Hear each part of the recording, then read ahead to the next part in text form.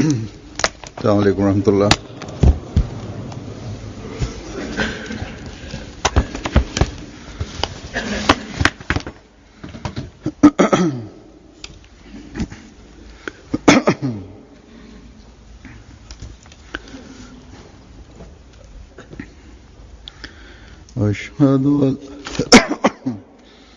أشهد أن لا إله إلا الله وحده لا شريك له وأشهد أن محمدا عبده ورسوله أما بعد فأعوذ بالله من الشيطان الرجيم بسم الله الرحمن الرحيم الحمد لله رب العالمين الرحمن الرحيم مالك يوم الدين إياك نعبد وإياك نستعين اهدنا الصراط المستقيم صراط الذين أنعمت عليهم غير المغضوب عليهم ولا الضالين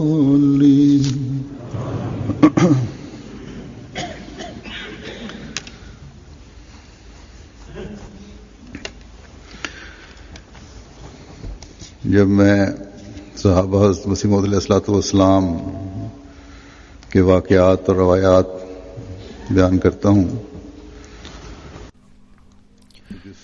Hazur says, when I mention various accounts and incidents of the Sahabi, that is, the companions of the promised Messiah, on whom be peace, and I mention a specific example of a companion, the family and progeny of that companion express delight in their letters to me. They also request me for prayers, that please pray that may we and our future generations come to safeguard this honor, which our forefathers received through taking the bet, the pledge of allegiance, at the blessed hands of the Imam of this time, and the ardent devotee of the Holy Prophet Muhammad, may the peace and blessings of Allah be upon him.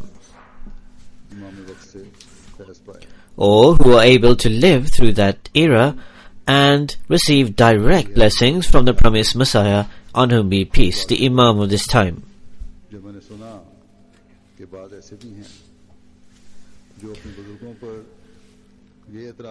But I was absolutely shocked upon one incident when I heard that there are some people who raise the objection regarding their elders, that they acted wrongly by leaving their mother and father and joining or going to the promised Messiah, on whom be peace.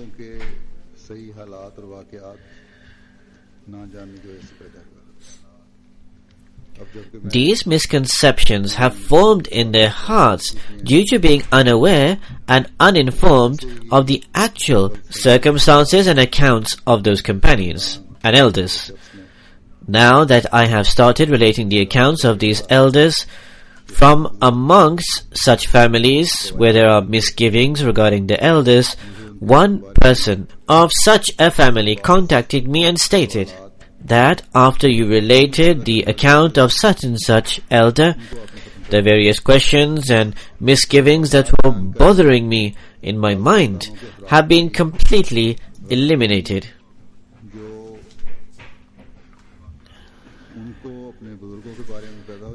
Thus, relating such incidents and accounts at times can be a means of removing certain misgivings in families which they have or have formed regarding their elders.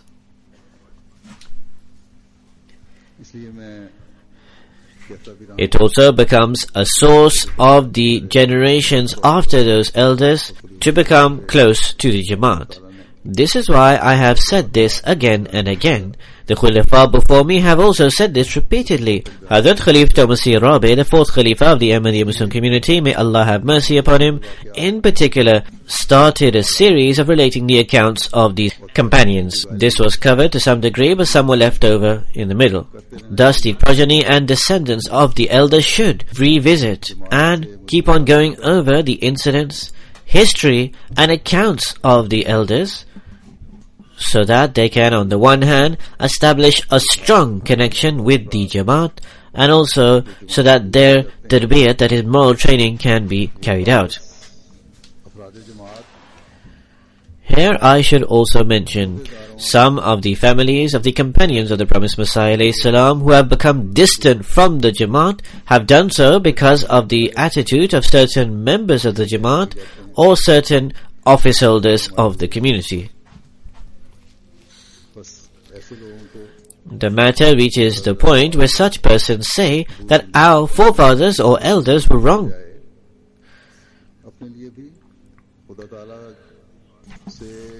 Thus, such persons, instead of becoming very sensitive on small and trivial matters, should supplicate to Allah the Exalted that they remain firm on guidance from Him. They should also pray for those who become a reason for them to move away. Always remember that our elders and forefathers accepted Ahmadiyyat after extensive research. Or they accepted Ahmadiyyat having received direct guidance from Allah the Supreme. The current generations may indeed be wrong, because they do not possess that same connection with Allah the Almighty that the elders and the previous people had. However, those elders cannot be wrong. Always remember this. The requirement of justice is that one should have a clear and open mind, and should pray to Allah the Almighty that may He always enable them to tread on the straight path, and may He never allow such an occasion to arise which would make them or make anyone amongst us move away from the faith, or leads us to becoming distant from the pleasure of Allah the Almighty. If such people carry out a self-analysis, they will themselves discover that these are petty matters. Egotism, or due to misunderstandings, has caused them to stand up in confrontation against the faith and move them distant from it. Thus, from amongst the progeny of the Sahaba, the companions of the Promised Messiah, on whom be peace, those who for whatever reason have moved far from the Jamaat or the system of the Jamaat, whose personal conceptions and views are dominant, as is arrogance or egotism, it behoves them that they should constantly pray to be enabled to follow the right path.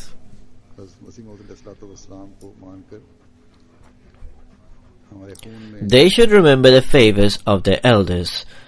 The biggest favor is that they accepted the Promised Messiah alayhi salatu wassalam, on whom be peace,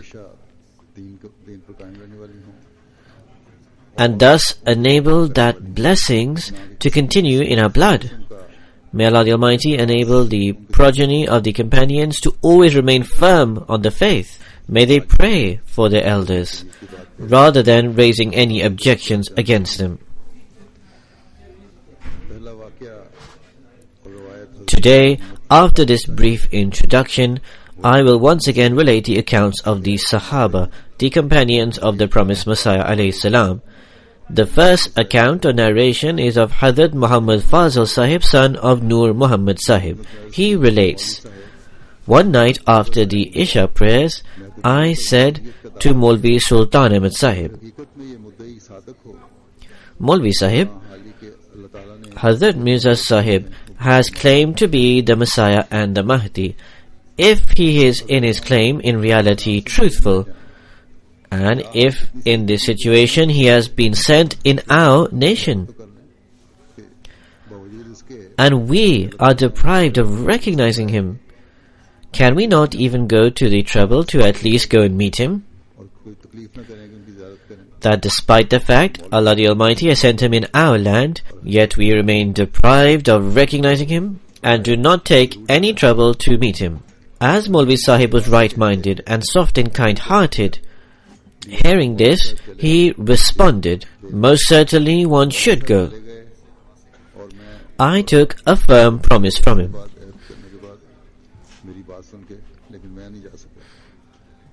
Maulvi Sahib departed and I went to sleep. That is, Maulvi Sahib, after hearing him and making a promise, left, but I was unable to go and I fell asleep. That is, Maulvi Sahib left that gathering and thereafter I went to sleep. I saw a dream at the time. There is a beautiful house. There are perhaps 4 doors to this house. It is facing the south. To the eastern side there is an open field. In this field there is a large gathering of respected people, all clad in white, and they are all heavenly personalities. They are all sitting in a circle. They number more than 100. I am sitting in the middle of all of them, when all of a sudden, at the eastern door of this home, a illuminating figure with a white beard and white turban, whose illumination still is visible before my eyes, and he came out. He is facing towards this gathering. I am standing in the middle of this gathering. That radiant figure pointed to me with his forefinger and said, "Allah the Almighty has forgiven you of all your sins." It was thereafter put into my heart that he was the Holy Prophet ﷺ, that is, that elder. I thus started reciting Durood Sharif and then woke up. I had such pleasure and exhilaration in my heart that I could not sleep. I got up and said the Tahajjud prayers.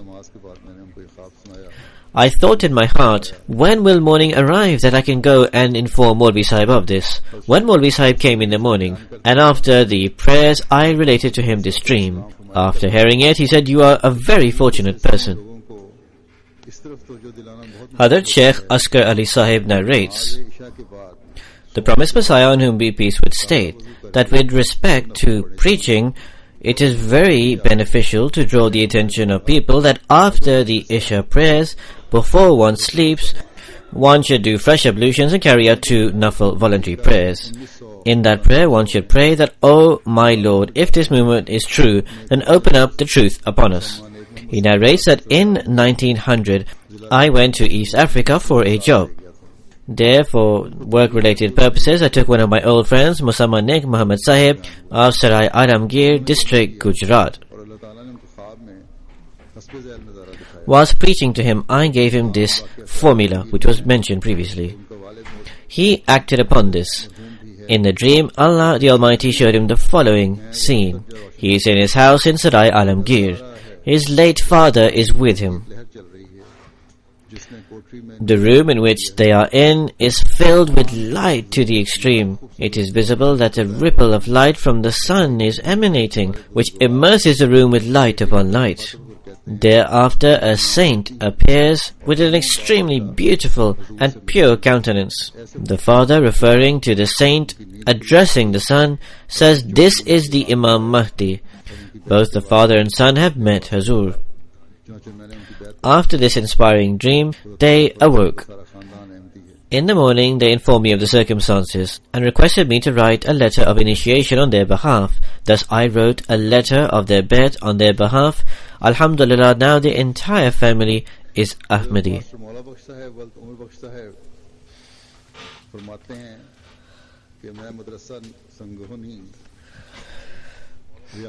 Hazrat Master Mola Baksh Sahib, son of Umar Baksh Sahib, relates,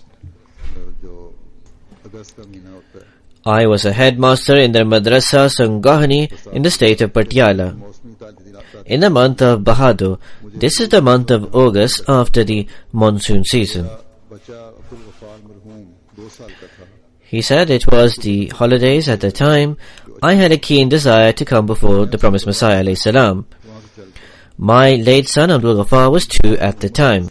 Boils broke out on his body which were unpleasant. Without caring for this, I set off. I took the Maulvi Muhammad Taqi Sahib of Sirhind, came before the Promised Messiah alayhi salam and took the Bai'at, the initiation. After spending 1 month here, I returned home and saw my son in completely good health. My wife informed me that I stopped giving him a shower. As a result, the boils ended. Hazrat Qazi Muhammad Yusuf Sahib narrates, around 1898, I saw a dream. I am on the summit or the peak of a mountain to the east. Both my hands are fully open or extended and stretched out to my shoulders. On the palm of my right hand is the brilliant shining sun like a glass object. On my left palm, at an elevation of 3 feet, is the radiant moon like a glass object. From the east, a river is flowing, passing through the south. In between the mountain and the river, there is a very large field filled with greenery. Later, the interpretation dawned upon me. The mountain meant respect and eminence. The sun meant the Holy Prophet ﷺ. The moon meant the Promised Messiah ﷺ, like the full moon. The river meant the divine knowledge which would flow from the east and benefit the west. The appearance of the moon at a 3 feet elevation from the hand meant that Ahmadiyyat would be attained after 3 years. Subsequently, he saw this dream in 1898. In 1901, he had the opportunity to accept Ahmadiyyat. Hazrat Sheikh Muhammad Afzal Sahib, former inspector of the police in Patiala, relates, in 1900, it was the summer months. This humble one, along with Dr. Hashmatullah Sahib, went to Qadian with the intention to take the Bai'at, the initiation. I arrived in Qadian near to the Maghrib prayer time. I left my bedding in the mud guest house and then went to Masjid Mubarak.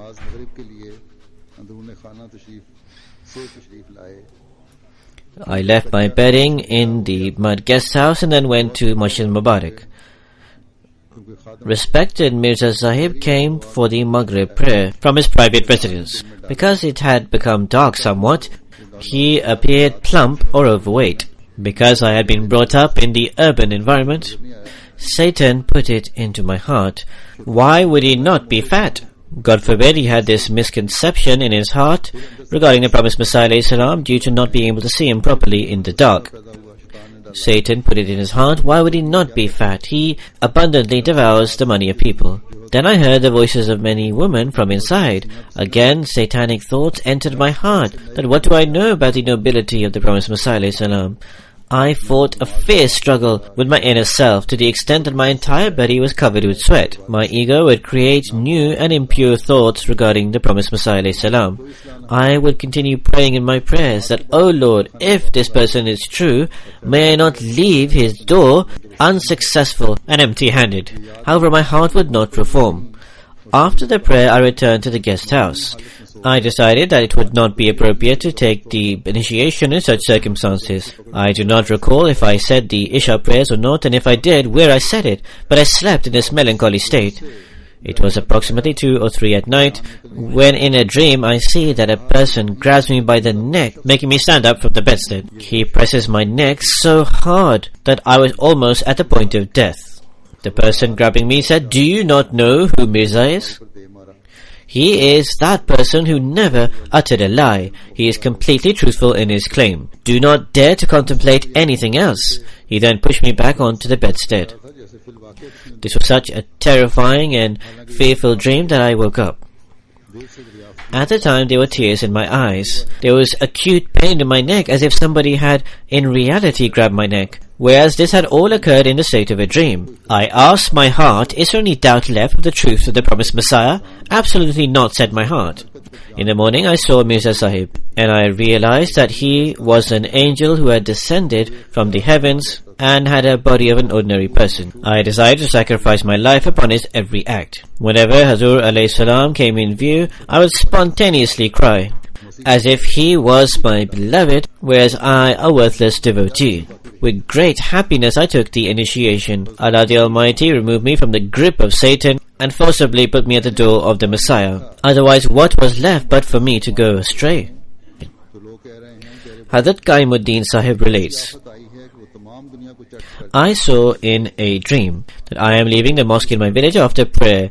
People are saying to me that, beloved brother, such a calamity has befallen us that will devour the entire world. Listening to this, I also feel that all of this would devour all of us. There is a black wood that is visible in all fields. I say to people, brothers, this will most certainly devour us. At least remember God. At that very time, 2 or 3 grabbed the finger of my right hand. I was afraid that they would not leave me. That is from amongst the calamity. I asked this insect, have you come from God? The insect had grabbed his finger. The insect said, yes. I said, is Mirza Sahib true or not? He replied, he is true. If you do not accept Mirza Sahib, we will most certainly eat you up, because he is truthful. This voice came thrice, Mirza Sahib is true. Then my eyes opened. He says again, after that I asked my mother, when is Friday? She said Friday is day after tomorrow. So on the day of Friday I went and took the initiation with the promised Messiah alayhi salam. Hazrat Ala Rika Sahib, son of Amir Baksh Sahib, both of them were Sahabi, companions of the promised Messiah alayhi salam. He relates that I saw the promised Messiah in a dream. To verify the dream, I went along with the late Ahmadin Sahib Mulvi of Naroval to Qadian. It was the days of summer. I do not remember the month. After the morning prayer in Masjid Mubarak, the promised Messiah alayhi salatu wasalam, on whom be peace, arrived. The late Maulvi Ahmadin recited a poem which he wrote regarding the blessed claim of the Holy Prophet Muhammad sallallahu alaihi wasallam, and also the mischief of the people of the time. He read this before the promised Messiah, on whom be peace. This Maulvi Sahib mentioned in this that Hazrat Abu Bakr Siddiq, may Allah be pleased with him, lifted up the Holy Prophet sallallahu alaihi wasallam upon his back and took him to Ghar Sur, that is, the cave of Sur. The promised Messiah, on whom be peace, replied, Maulvi Sahib, Hazrat Abu Bakr did not lift up the Holy Prophet sallallahu alaihi wasallam. In fact, the Holy Prophet sallallahu alaihi wasallam walked alongside Hazrat Abu Bakr and entered the cave. After this, the promised Messiah alayhi salam permitted him to publish his copy and then left. Hazrat Muhammad Fasil Sahib, may Allah be pleased with him, narrates, because I had a keen yearning to take the initiation, and the spirituality of the promised Messiah alayhi salam had brought about such a transformation within me that is beyond expression. I said to the most respected Hazrat Khalifatul Masih I, may Allah be pleased with him, that please request the promised Messiah, on whom be peace, on my behalf for the initiation.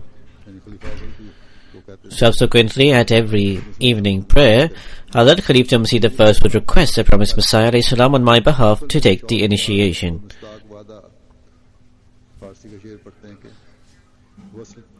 The promised Messiah, on whom be peace, would say, tomorrow. Upon this, the fire of my desire, and he recites a Persian couplet here,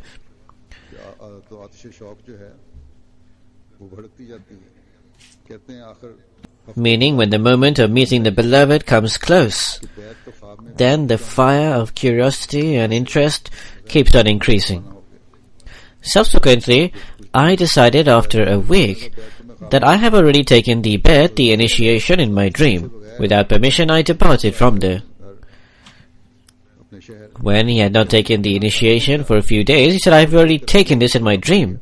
Therefore, without permission from the promised Messiah alayhi salam, he returned home and his city.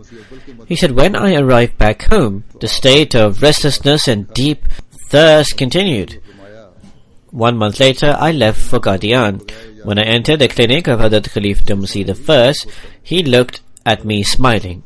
He stated, he who leaves without the permission of the Imam of this time is treated in exactly this way. At the time, I realized that leaving without the permission of the Imam of the time is inappropriate. I met the promised Messiah ﷺ, but did not insist on taking the initiation. Tranquility and satisfaction increased my heart. 22 days after the evening prayer, it was Thursday, the promised Messiah ﷺ said himself, Muhammad Fazil, take the initiation. I took the Pledge of Allegiance, which was either at the end of 1899 or the beginning of 1900. Hazrat Mian Ghulam Ahmad Sahib, a weaver, narrates that I was first a Hanafi, then I became a Wahhabi. However, I was not satisfied.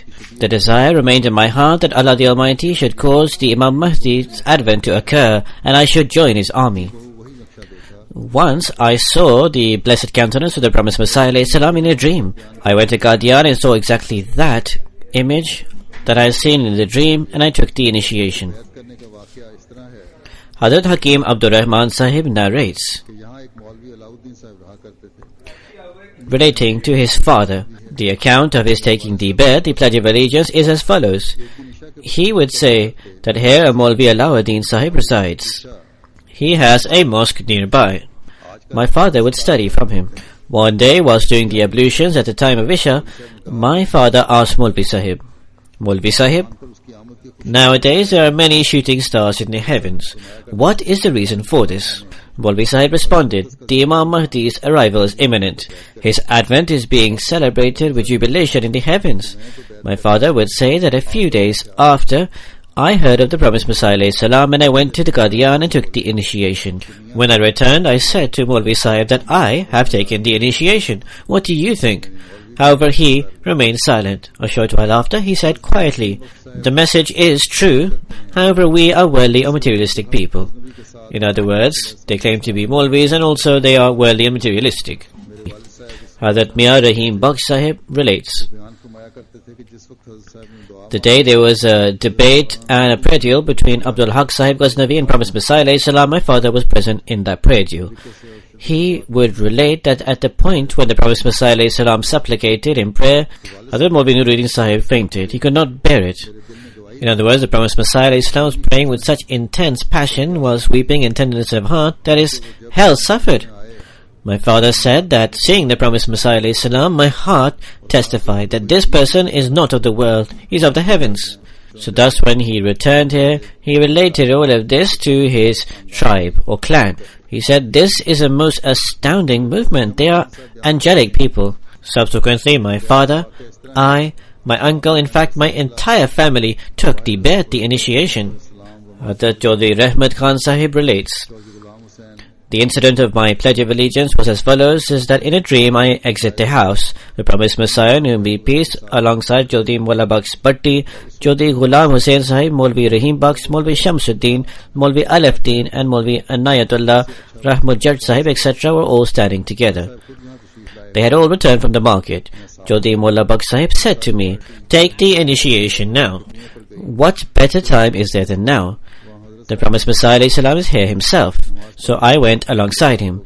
This entire party first went to the well of Chaudhry Mullah Bakhsh and then ours. There the Promised Messiah ﷺ led the prayer, and after that I awoke. He is seeing this in a dream. The Promised Messiah's blessed appearance had instilled into my heart to such a degree that I could never forget it. I woke up in the morning, returned home, and then travelled to Qadian. I took the initiation and stayed there for 3 days.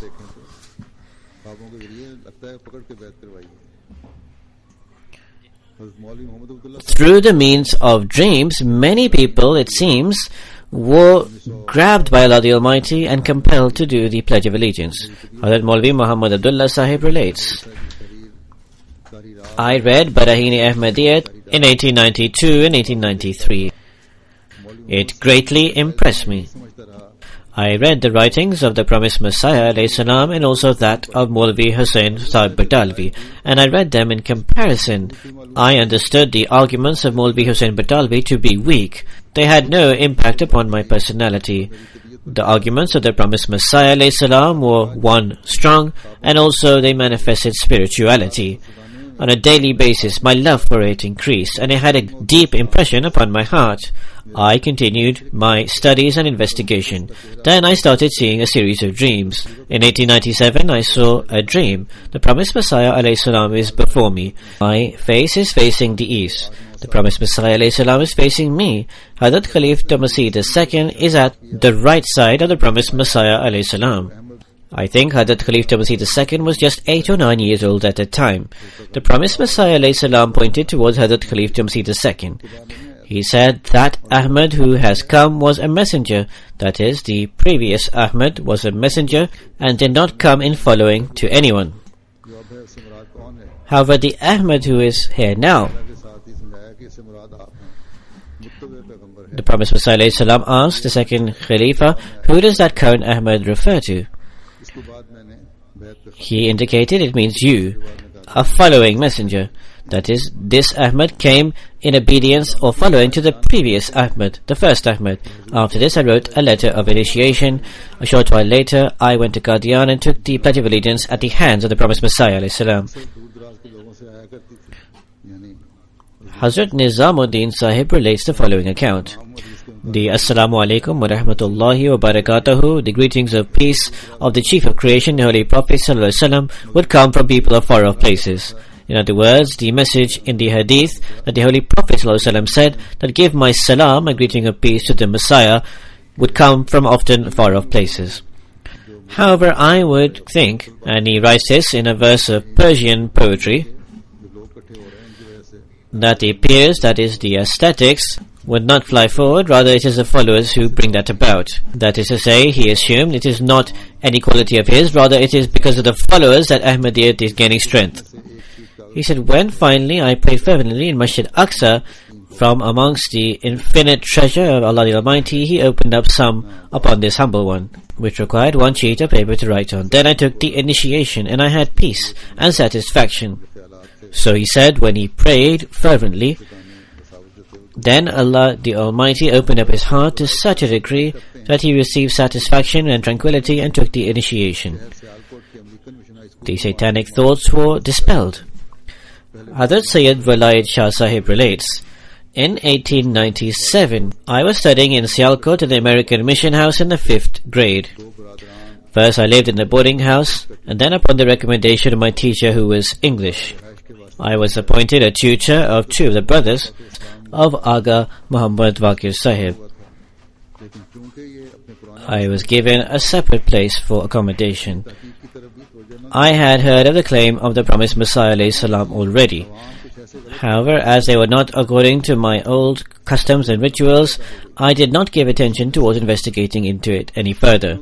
In addition, the public would present the teachings of the promised Messiah ﷺ in such a wrong way that abhorrence and hatred and loathing developed in my heart listening to this. A short while after, the plague broke out in the city. People died in great numbers. One day I saw in the market there were many funerals taking place and many bodies passing by. The families were mourning. Seeing this most overawing scene, it came into my heart. This is such an epidemic disease. It is possible that it could attack me. If, God forbid, death overtook me, then how would such a useless person like me present any of the good deeds to Allah the Almighty? Leaving aside righteous deeds, I did not even continue reading the Holy Quran, which I read as a childhood in my local mosque, and therefore I forgot it. In other words, let alone righteous deeds, I even forgotten the Quran which I had read in childhood because I had never read it thereafter. He says, it is correct that I am first in my class. However, in the hereafter, I will not be questioned regarding how many marks I obtained in English and other subjects. I felt so much regret upon this that I made a staunch resolution in my heart that I should properly learn and read the Holy Quran from someone. First of all, I opened the Quran and read it. However, I was not sure whether I was reading it completely correctly or whether it was wrong.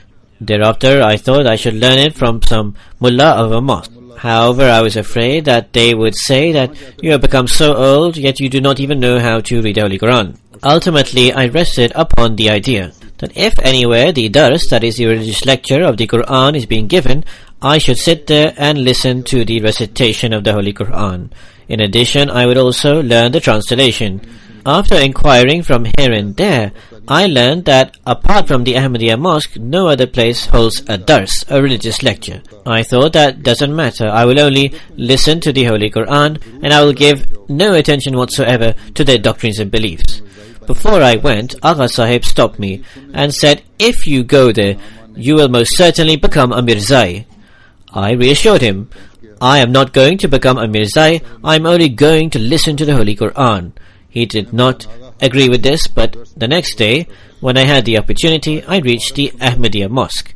Hazrat Mir Hamid Shah Sahib would give a dars in those days. Without exception, I would attend the dars on a daily basis. I would go on listening to all the points of wisdom and truth being presented. When the late Maulvi Abdul Karim Sahib came from Qadian to give a religious lecture, due to his aura, even the non-Ahmadi teachers would come to listen to him. Though I was not specifically preached to, however, just during the dars of the Holy Quran, all my doubts were dispelled, and I learned that all the allegations against the Ahmadiyya movement are baseless. There's not an ounce of truth in it. Finally, I wrote a letter of initiation to the promised Messiah alayhi salam. A short while after the acceptance was received, with great fortune I came into the fold of Ahmadiyyat. By way of gratitude, I would like to mention that Allah the Exalted caused me to be born in a sincere family. He accepted so many of my prayers. He fulfilled all my desires. He gave me provisions. He gave me children. But most of all, the blessing and honor He gave me was that He enabled me to recognize the promised Messiah alayhi salam and the Imam of this time, through which I received the pride of becoming an Ahmadi. Agha Sahib's statement came true, because he had said, you will become a Mirzai. However, gratitude be to Allah the Almighty that I followed the straight path. These were just a few incidents that I related. At this time, I would like to also state that as the Jamaat surpasses new stages of progress, those who are jealous and the envious, their schemes are also intensifying. Through different ways, they are engaged in trying to cause harm and damage to the Jamaat. Sometimes they do this discreetly, and sometimes they do this openly. At times they do this by trying to act compassionately to the Jamaat. For this reason, every single Ahmadi should pray profusely to be saved and protected from every ploy of the enemy. Pray, Allahumma inna naj'aluka fi nuhurihim wa na'udhu bika min shururihim. Also pray, Rabbi kullu shay'in khadumuka, Rabbi fa'fazni wansurni warhamni. And also pray the other prayers for steadfastness. رَبَّنَا أَفْرِغْ عَلَيْنَا صَبْرًا وَثَبِّتْ أَقْدَامَنَا وَانصُرْنَا عَلَى الْقَوْمِ الْكَافِرِينَ. There is a great need to pray all these prayers, and as I stated before, the Durood Sharif also, most profusely. This is so that we can remain safe from all sorts of evils of the enemies. In this light, one mischievous person on Facebook on one side had formed the picture of Hazrat Baba Nanak Sahib, and on the other side, alongside it, the promised Messiah alayhi salam's picture. And in an expression of most vile, vulgar and obnoxious thoughts, they have used most wrong and filthy language regarding Hazrat Baba Nanak. And this they have put on top of his picture, and they have also crossed a line through his photo. They have used words of praise regarding the promised Messiah alayhi salam and compared them that this is the reality and this and this. The purpose and motive behind this act was most certainly very bad, and also to create disorder. The perpetrator did not intend to praise the promised Messiah alayhi salam or explain his station. In fact, it was to incite the sentiments of the Sikh people. Of even greater injustice was carried out by one of the newspapers there, who published this as it was. This provoked and incited a lot of the Sikhs in Qadian and surrounding areas. In any ways, it was the grace of Allah the Almighty that the leaders of the Sikhs acted justly and fairly. They cooled the passions of the Sikh people by telling them that Ahmadis could never act in this way. This was most certainly carried out by a mischievous and bad-natured element to try and cause us to fight amongst each other. I also received letters from certain Sikh leaders of Qadian that we have the belief that this was carried out by some mischievous people, and this has been attributed to the Ahmadiyya Jamaat. That is, it has been done in a way as if an Ahmadi has righted this and the Ahmadiyya Jamaat has published this announcement. However, the Jamaat could never carry out such a vulgar act. Nonetheless, their various groups have demanded from the government, and the Jamaat have also demanded from the government, that they should be investigated into and the perpetrator should be severely punished. Jamaat Ahmadiyya has always held the view that nobody's sentiments should ever be played with, and, leaving aside religious leaders in accordance with the teachings of the Holy Quran, we are those who act upon the teaching that do not even belittle the idols of others. Further, the station of Hazrat Baba Nanak, the respect and reverence for him, that is found in the literature of Jamaat Ahmadiyya. The promised Messiah, on whom be peace, alayhi salatu wassalam, has utilized words of praise for him. In this light, a true Ahmadi can never even contemplate to use such filthy and obnoxious words against him. The promised Messiah, on whom be peace, with regards to Hazrat Baba Nanak Sahib, has stated in one place, in such a time, Allah the Almighty granted Hazrat Baba Nanak truth and the spirit of truth, when in Punjab spirituality was scarcely found. From this it is proved that without a doubt Hazrat Baba Nanak was from amongst those who from deep within are attracted to Allah the Almighty. In another place, the promised Messiah ﷺ states, it is the duty of every believer and righteous one should look at Hazrat Baba Nanak with respect and reverence. Further, he should be counted amongst the pure people. Promised Messiah ﷺ says further, we should declare that in spreading that true light for which we are fully serving and engaged in, he has helped and served this to such a degree that if we do not show gratitude to this, then without doubt we would be ungrateful.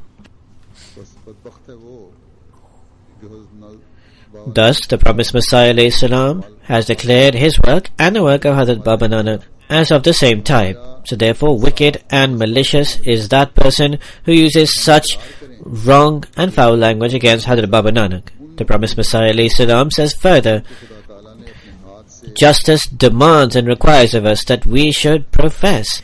Hazrat Baba Nanak Sahib was most certainly amongst those chosen and accepted ones of Allah the Almighty, who he drew towards light with his own hands.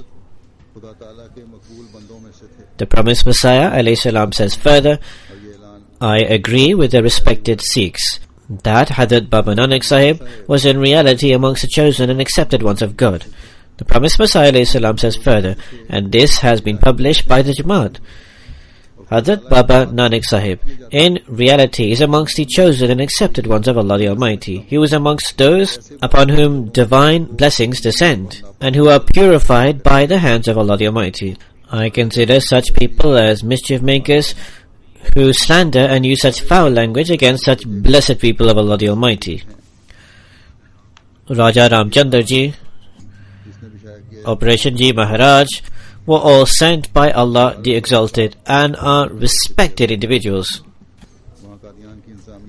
Thus, whoever published this, whoever created this image, only did so to spread disorder and mischief. The administration in Qadian has published this powerful negation in the newspapers. And this is the reality, as is evident from the extracts of the promised Messiah, on whom be peace. In our view, the station of Hazrat Baba Nanak is very elevated. We look at him with great respect and honor. May Allah the Almighty safeguard the Ahmadis of Qadian and those in the surrounding areas of every kind of disorder and evil. And may the enemies fail in their endeavors and ploys.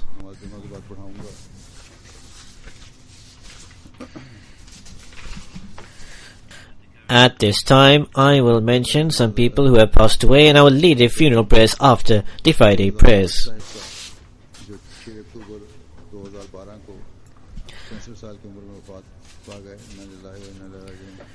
The first funeral is of Abdul Razak Bhatt Sahib, who passed away on 6 October 2012 at the age of 65.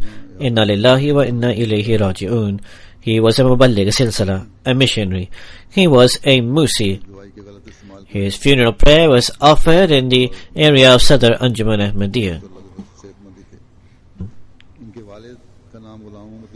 As a result of wrong use of medicine, it affected his heart and he passed away. Otherwise, he was in good health. His father's name was Ghulam Ahmed Kashmiri. They were from Gujarat. From childhood, his father was very regular in the prayers. It was due to this he was called a Maulvi in this area. He took the Pledge of Allegiance in 1930. After he took the initiation, his wife left him. A friend of the wife asked her, "Has he stopped saying the prayers after becoming an Ahmadi?" His wife, that is Razak Bhatt Sahib's mother, said he has actually started saying prayers more than before. Then she said, "Then how has he become a disbeliever?" So then she returned to her husband because she was a good-natured person. Abdur Razak Bhatt Sahib acquired his early education from Alamgarh, Gujarat. In 1971, he passed from Jamia. He then served as a missionary in various locations in Pakistan. In 1975, he was appointed to Ghana. There he stayed in various places from 1979 to 1989. That is, from 79 to 89, he served as the principal of the Ahmadi Missionary Training College. In 89, he returned to Pakistan and served as a missionary in various localities. He also worked in the Tarbiyat for new Ahmadis in the Islah or Irshad Murkami. He also served as a member of the Islahi Committee. He was very successful in this committee. His manner of explanation was very beautiful.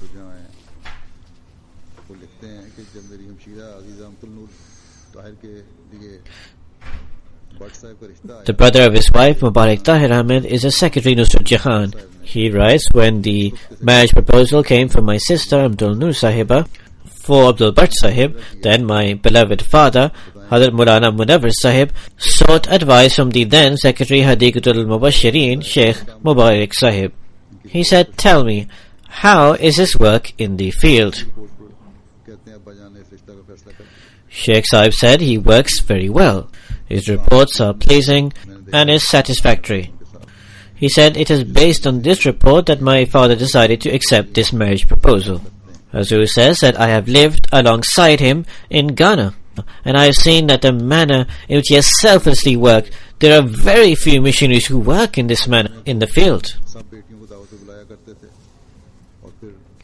With his wife and children, he had a relationship of great friendship. Every Friday, he would invite all his daughters. They would then sit together and watch a Friday sermon on the TV with everyone. He also served his mother most greatly. He would always give credit at his successful moments to his mother. He would always inculcate his children towards prayers. Those of his children who prayed more, he would show more love and expression of pleasure to them. When marriage proposals came for his daughters, of whom there are 4 or 5, and someone asked that who are these people from whom the proposal came, he would always respond to them as such.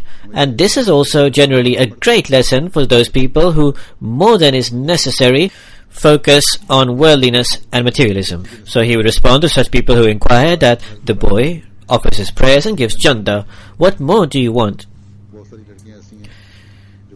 He said, if it is in the fortune of my daughter, she will fill an empty house. And if it is not, then there are many such girls who empty a filled house. He had a very deep connection with Khilafat. His son was punished for some reason. He did not speak to him until he was forgiven. He said that, how can I tolerate someone who the Khalifa of the time is angry with? In 2009, he came here. At the time, his son was under punishment. However, he never even indirectly or to the smallest degree mentioned that, please forgive my son, nor did he discuss whether this was right or wrong. All he said was, please pray that Allah the Almighty grants my son wisdom. He always remained obedient fully to the Khalifa of the time and the Nizam, and he would inculcate his children to this way.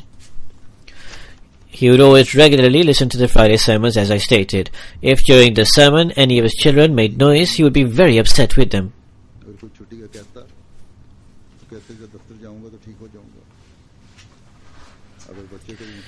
Even during his illness, he would not take a day off. If anyone told him to take a day off, he would say that when I go to the office, I will become fine. If the children ever demanded that it is a day off, take us on an outing, he said that my whole life has been dedicated for the Jamaat. Most certainly, this statement of his was not a superficial one. At every single moment, he had dedicated his life for the service of the Jamaat, and he demonstrated this practically. As I stated, I have lived with him in Africa. The circumstances in those days were not as they were today. They were extremely difficult circumstances, but he spent his life there very happily. He fell ill many times. He would have malaria. He would be admitted to the hospital. But as soon as he was discharged, he would return to his work. Also, amongst the Africans, due to love and affection, they were greatly adhered to him.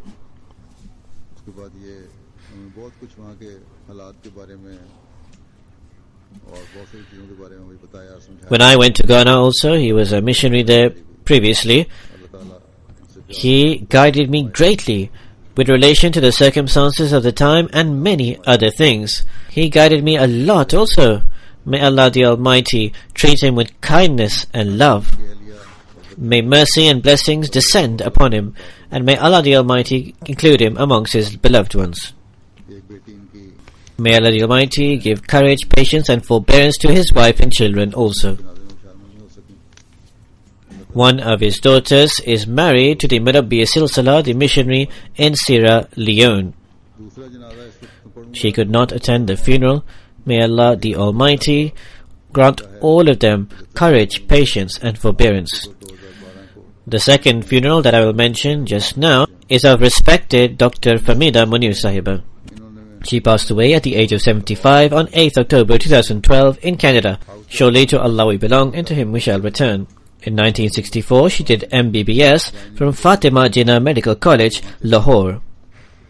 After her house job, she progressed greatly. But because there was a need for a doctor in the gynae department in the Fazl-e Umar Hospital, Rabba, she went there instead. From 1965, she had joined Fazl-e Umar Hospital. Her period of service is extremely long. If one starts to read the account of a service, perhaps an entire sermon would have to be devoted to it, or even more. In 1964, in Atchison Hospital, Lahore, she carried out her house job. During this time, she applied for a job in England. She received an employment voucher for this. Her ticket was arranged, her preparations were complete to go to England, when the next day the Al-Fazl newspaper came to her home. There was an advertisement for a lady doctor in Fazl-e Umar Hospital, Rabba. Alongside this was a message of Hadrat Khalifa Masih II that if no lady doctor comes forth, then there should be arrangements made to hire a Christian doctor at Fazl-e Umar Hospital. She cancelled her program to go to London. Despite the circumstances in her home, she had 10 siblings and her father was a section officer, but there was financial difficulty. Her father had taken out money to get her to do her MBBS, but despite this, the next day she made preparations to go to Rabba from Lahore. She took leave from the place where she was carrying out her house job. The MS inquired, "Why are you going? What salary will you receive there?" Dr. Hamida Sahiba said, "Perhaps 230 rupees a month will I receive." The MS said, "I will give you 550 rupees. Do not leave Lahore. Your future is linked to this house job." But she did not accept this offer. She said, "I am not going for money. I already have an employment voucher for England. The ticket has been arranged. I already have admittance there. However, I am leaving all of this and going to Rabba." The MS replied, "You are a great woman. For the sake of the Jamaat, you are putting your future on the line." The MS gave her a certificate for excellent house job assistant. And thus, in 1964, she came to Rabba. Until 1984, she served as a lady doctor in Fazl Umar Hospital. At that time, there was no lady doctor, in fact not even in the surrounding area. She had a very vast catchment area which she alone had to cover. Whether 2 or 3 in the morning, whether cold or hot, whatever time any patient came, she would leave her bed immediately and go and attend the patient. It is also said regarding her that on the day of her walima, she was sitting at the stage as a bride when she received a call from the hospital that there is an emergency. In those very clothes, she went straight to the hospital, and the guests, without her presence, had the food after. In any case, this was that spirit of sacrifice, and this is how she fulfilled her pledge. May Allah the Almighty enable all the other devotees of the Jamaat, the Waqfin, to act with this spirit. She would serve poor greatly and freely treat them. In some of the areas there, it is the custom to lie when giving one's details and information and explanations. She never said, "I will investigate whether you are true or wrong." She would trust whatever they said. She would treat them freely and give them medication. Her husband said it happened many a times that she would spend the night in the hospital. In the morning, when the husband was leaving for work, she would be coming back from the hospital. Hazrat Khalifa Masih III gave her example in terms of parda. Once in the Majlis Shura, he said, if somebody wants to learn how to work with parda, learn it from Dr. Fahmida. Hazrat Khalifa Masih IV also said regarding her that she is a woman making great sacrifices, and there are very few people who have such great fortune. When she joined the hospital in 1964, she went to meet Hazrat Khalifa Masih II. Hazrat Choti Appa Mutin Sahiba was present there. She said, a lady doctor has come to Fazl Umar Hospital. Hazrat Khalifa Masih II immediately said, Alhamdulillah, all praise belongs to Allah, and prayed for her most profusely. Once, during a mulaqat with Hazrat Khalifa Masih III, she said to him that I want to sit the itikaf. He replied, you see my ill patients and I will pray most profusely for you. This is your itikaf. She had an extremely strong attachment with Khilafat. She was a person of great forbearance and endurance.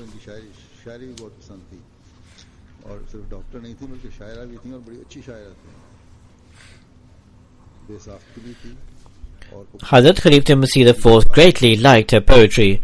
She was not just a doctor but also a female poet, and a very good one. Her poetry was natural. There was also maturity and heartfelt sentiments.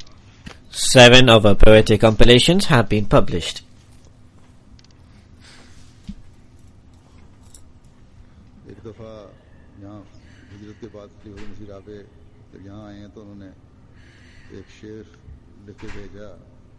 Once after the migration of Hazrat Khalifa Masih IV to here, she wrote a verse of poetry which she sent.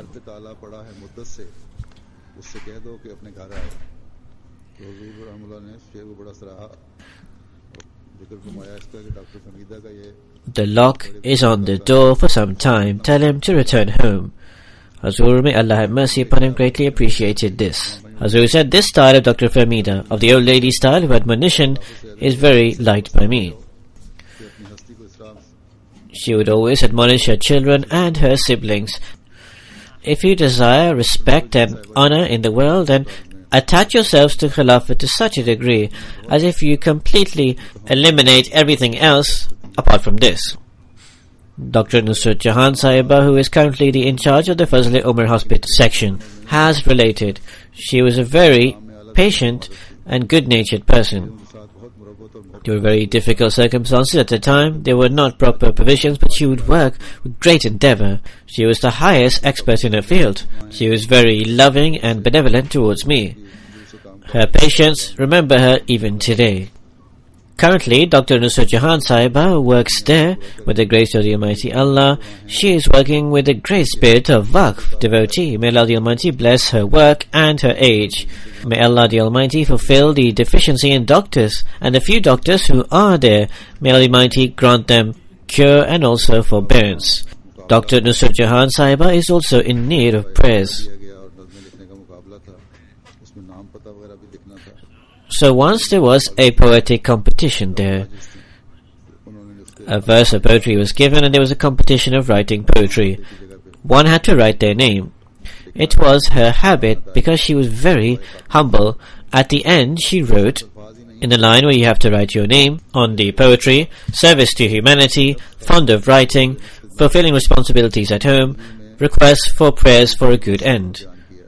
These were not just mere words. As I said, she was a selfless person and she served selflessly. In this verse, she has actually expounded the summary of her life.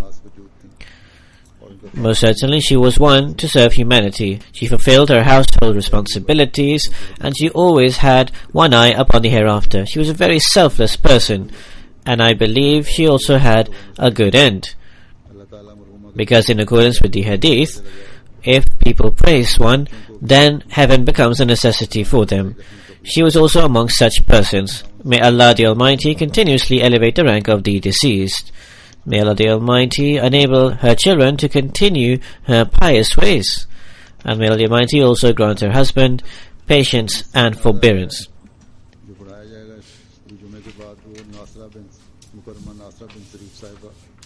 The third funeral which I will lead after the Friday prayers is a Mukarrama Nasra bint Zarif Sahiba, the wife of Mukarram Dr. Akil bin Abdul Qadir Sahib, the Shaheed, the martyr of Hyderabad. Nowadays she was in Norway. She passed away on 23rd September 2012. Inna lillahi wa inna ilayhi raji'un. Her mother, Fatima Jamila Sahiba, was the cousin of Hazrat Sahra Begum Sahiba, the blessed wife of Hazrat Khalif Masih II. Her father, Mukarram Zarif Sahib, the late, was unable by Allah the Almighty to accept Ahmadiyyat at the age of 13. Because of this, even at a young age, he had to face very great difficulties. The late was married in 1949 to Mukarram Dr. Akil Sahib, who was a son of Professor Abdul Qadir Sahib, the son of the companion of the promised Messiah alayhi salam, and was the elder brother of Hazrat Sahra Begum Sahiba, the blessed wife of Hazrat Khalif Masih II. She was a very hospitable lady. She would extend great hospitality to the guests of her husband, Dr. Abdul Qadir Sahib, with her heart. She was very regular in prayers. She would offer the tahajjud prayers, a very pure person and caring for the poor as well as knowledgeable.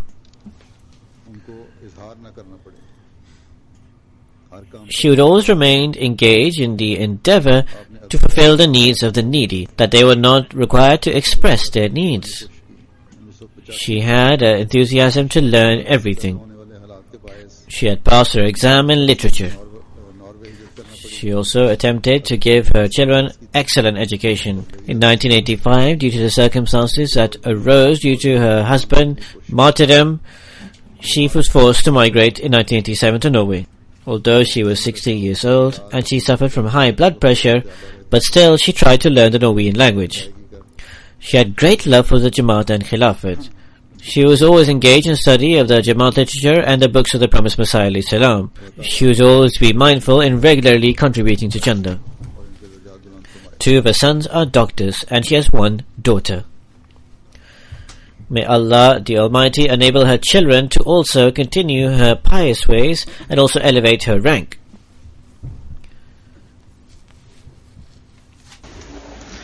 Alhamdulillah, Alhamdulillah, nahmaduhu wa nasta'inuhu wa nastaghfiruhu wa nu'minu bihi wa natawakkalu alayhi wa na'udhu billahi min shururi anfusina wa min sayyiati a'malina. من يهده الله فلا مضل له ومن يضلل فلا هادي له ونشهد أن لا إله إلا الله ونشهد أن محمدا عبده ورسوله عباد الله رحمكم الله إن الله يأمر بالعدل والإحسان وإيتاء ذي القربى وينهى عن الفحشاء